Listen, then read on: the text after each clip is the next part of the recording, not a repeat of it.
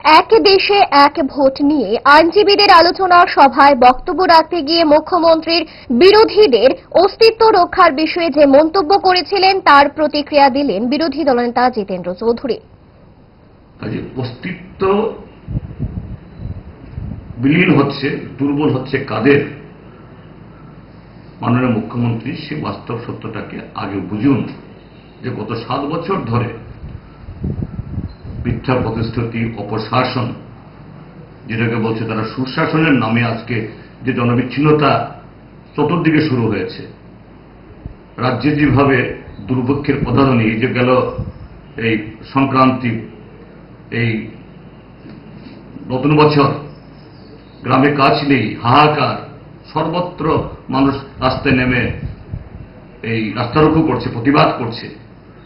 কাজে এই সত্যকে ঢাকার জন্য তারা এই সত্যের অপলাপ করে এ সমস্ত কথা বলছে।